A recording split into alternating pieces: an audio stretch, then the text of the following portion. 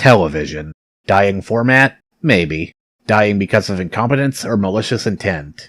Well, that's not for here. We're just here to discuss what you see on the TV. Specifically commercials. More specifically, commercials that try to sell you things the only way they know how. By treating you like a total idiot who wouldn't last 2 minutes in the real world without some miracle product or another to perform a basic task for you. Those who are, as they say, too incompetent to wear a blanket properly. With your hosts, Gordon Freeman, that's me, and Psyche Motonari. I like the way that they score the points. It's the first edition of Kadorhal Incorporated Presents. Sponsored by Crazy Eric. Coming out swinging with the Juicero, huh? Yeah, we actually watched a video about this one like a month or two ago. Like, this is just such a massive failure. People are still talking about it 5 years later. It is the epitome. Yeah, I feel like the entire Juicero business is the epitome of Silicon Valley startup nonsense. Yeah, we make fun of Californians a lot, like, in our private group. And yeah. But stuff like this is the reason why. Yeah, this is our new life. Fucking juice bags that are super expensive but it can't use them without DRM. But someone figured out how to just squeeze the damn juice themselves. It's like the worst of like 2000s era commercials that treat you like an idiot who can't perform a basic task, combined with the worst of 2010s tech culture where everything, like even salt shakers, has internet connectivity. Yeah, so they could put DRM on a food product. 23 individual parts just to hold the damn door closed, and all it does is press out juice packs. Jesus Christ. This was $700 for one of these, plus a subscription plan for the packs that came out to almost $2,000 a year at cheapest. Jesus. Have these guys ever heard of Occam's razor? Usually the simplest solution is the best. How else are they going to fit the internet connection? Yeah, like if I can't tweet from my juice maker, how is it even worth buying? I want to complain about whatever Twitter complains about this year, or rather this week. Egg. You ever notice how 1 in like 3 of these sorts of things have to deal with eggs specifically? Yeah. Like apparently putting on a thin layer of oil or butter or whatever and turning the dial to anything other than full temp is a Herculean task. Yeah. It's almost like these tech companies think that an average middle class American has the intelligence of a peanut. Also, should we make a comment about how phallic this looks? It looks like a certain light of sorts. I didn't even notice that when I was looking these up. Damn. Eggs are just a beginning.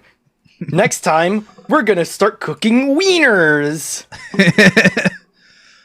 But yeah, that's probably the saddest thing about a lot of these is that like after 1 minute of treating you like an idiot, they suddenly start on the second minute by giving actual like niche uses for this. Like rolling your egg up with bacon and other meats, that's a good idea. I would buy one of these just for the novelty of having a literal egg roll. But no, start off by treating the viewer like a moron who splatters 3/4 of their kitchen with burning grease every time they fry an egg. I don't know, I kind of want some eggs now. Yeah, me too, honestly. Oh, it's him! It's Billy Mays! I miss that man. Yeah, we all do. I think I actually own one of these or something a lot like it. Oh. Well, it's one of those questionable purchases that I'm not sure whether it was like a novelty I found for less than $5 at the thrift store or if it was a particularly idiotic relative who happened to get it and we ended up with it somehow. I've never used it, for the record. Cooking burgers is not that hard to do. All you gotta do is roll them up into, like, small golf balls and then just smash them. This still seems pretty handy if you want to make them in bulk, but... Yeah, it's got niche uses, at least, which I guess is why Billy Mays signed off on it. Yeah, but $20? That's the worst part about his passing. Like, if you heard his voice first thing at the start of a commercial, you knew there was at least a niche use for the product. Now you have to watch, like, half of it to see if they stop treating you like an idiot. Yeah. And even then, this one had to try surprisingly hard to find any of those niche uses. It's honestly, grilling burgers together with onions is not something you need an Iron Maiden for ground beef to do. Okay, how do you fuck up buttering toast?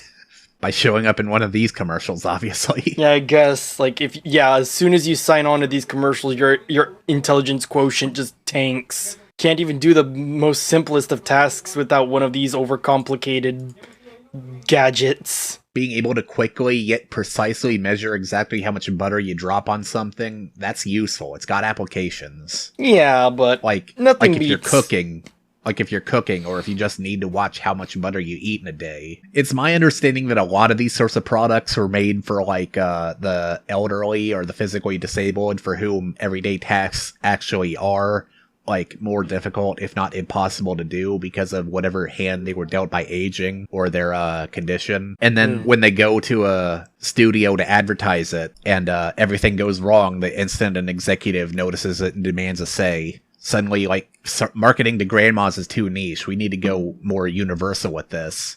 And the only way they know how to advertise it is to treat people like idiots who can't butter their toast without destroying it. Oh no, those darn kids are jumping on the couch again. Too bad they didn't listen. The doctor told them to stop jumping. Wow. 2 cinder blocks. What about 3? We never hear about that. Oh no, 3 is too much. Yeah, obviously. Just when we try to do 3 bricks, cinder blocks, it just broke one of the guy's arms. So yeah, we don't do 3 cinder blocks anymore. Honestly, I'm not sure how these are supposed to fix the problem. If they work the way I think they do, they're just putting the stress on the frame of the couch or chair instead of on the springs, which just means eventually you're going to break the entire thing and have to buy a new one anyway. It's the equivalent of cleaning a stain on one of the cushions by just flipping it over, then learning a year later that the stain ate through the couch and into the floor. Hate when that happens. Yeah, it's a regular problem. Wait, how does that work? You just do the motions of jumping rope. Are you serious? Yes. What? This is probably the dumbest one yet, and these were some pretty dumb ones. I love how it starts off giving several, benefits to jumping rope, and then offering an alternative that requires neither jumping nor rope. Can't you just use 2 sticks with balls attached to them? I think it's cheaper than whatever they're charging this. Yeah, but then you don't get a personal trainer that sounds more primitive than GLaDOS. 1151 calorie. Wow, you can do regular exercises while flailing your arms like a complete goober. I know, amazing, isn't it? Very amazing. They thought of everything. The saddest thing about this, too, is that when you take it in the context of when they were advertising this is 2008, right in the middle of the last recession. They were trying to get people to buy hundreds of these at once and set up fitness centers where they led people in jumping rope. Wow. Without, I feel I should reiterate, either jumping or ropes. You know, you got a winner when they talk about the patented technology involved, and you can discern exactly how it works, everything about it, from watching it in use for 5 seconds. It's magnets. There's a magnet in the watch and another one at the back end of the ink tube in the pen. I like as well that they set up for a problem and then they don't actually specify how this one is supposed to prevent that. Yeah. If you're dropping regular pens all the time, what's keeping you from dropping this special $30 one? Magnets. That's how. Yeah, but a magnet that small isn't gonna pull from that distance. You need to bring it up right next to it before they attach to each other. I do appreciate that they specify that you can actually refill the ink on these things. They managed to fit the magnet at the back end in a way that doesn't mean you're hosed when it runs out of ink. Yeah, I guess you're right. But you probably are hosed when that magnet comes loose and the ink spills out all over the inside of the pen. Quite literally hosed with ink.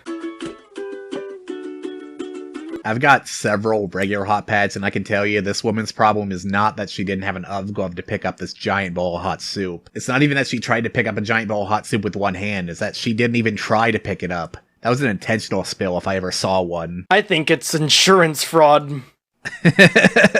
Oh no, I burnt myself with hot soup! They at least go to the effort to say that it's dishwasher safe.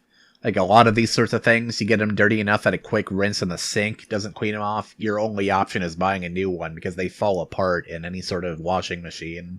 There was another commercial for this that I'd heard about, but I couldn't find, where, like, a woman uses the OveGlove to pull out a tray of hot cookies right out of the oven, and then her kid comes along, grabs one of them, like, a second later, takes a big bite without burning his, taste buds off. Like, apparently Nomex and Kevlar are so amazing, you don't even need to be wearing the OveGlove to be afforded full body protection from triple-digit temperatures. Amazing what technology can do. I used to buy ring pops on a semi-regular basis, and I saw this commercial all the time for a period when I was watching Cartoon Network as a kid. It's like, wow, how did they know? Honestly, the problem with this one isn't even like that the kids' candy wasn't literally attached to their finger. It was that, like, the guy walked in front of them, and as soon as their view of the movie was blocked, they completely lost their shit. Like, even the kid with the ring pop was actively trying to work it loose from his finger. It's like, oh man, it's a big guy. Whoa, oh no, I spilled my popcorn. I want to blame it on this guy. Yeah, he didn't even touch the girl with the lollipop, and she dropped it like her hands were suddenly greased. It's almost like they're also doing what the lady from the OveGlove is doing too. Yeah, the best kind of incompetence is the completely feigned incompetence. That's just the poncho. It's almost genius in its own way, because it's the kind of thing that makes people stop being so messy. Like, either stop spilling shit in the car or wear a goddamn bib. Yeah, just deliberately, and it says Slobstopper. That sounds super counterintuitive because it just encourages slobbing. Oh yeah, I got the Slobstopper. I can slob whenever I want.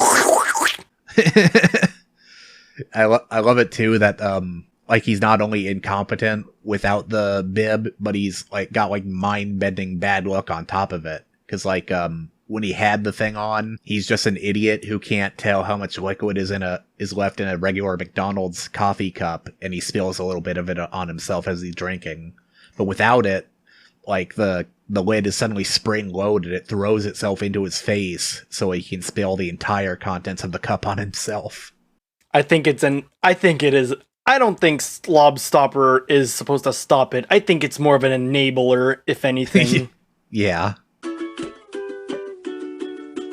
Again with the eggs! Yeah, again, every aspect of cooking an egg is impossible for regular human beings to do. Even when I was starting out learning to cook, eggs never once gave me trouble. Also, we're not addressing the elephant in the room with this whole, like, Eggies thing. If you're using a microwave, well, that's problem one. Problem two, it's plastic.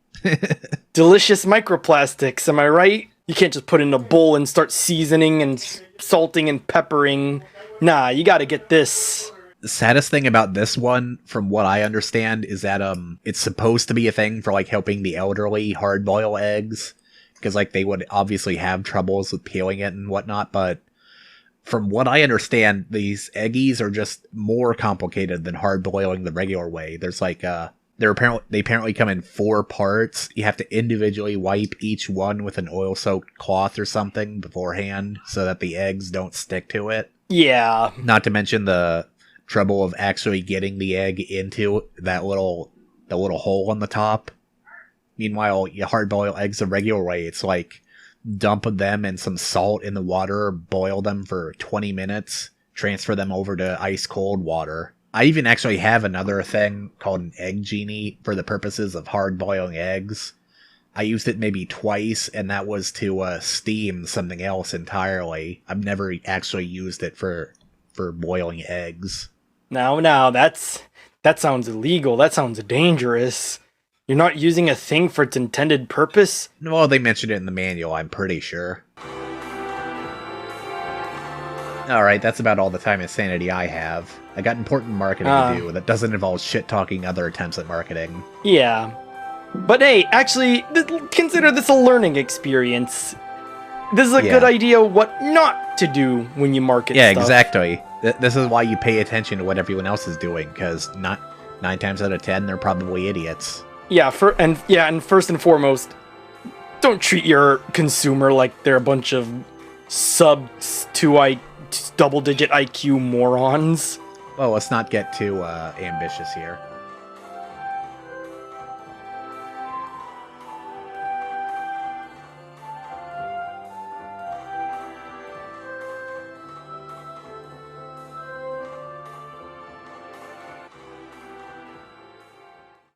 What an excellent deal!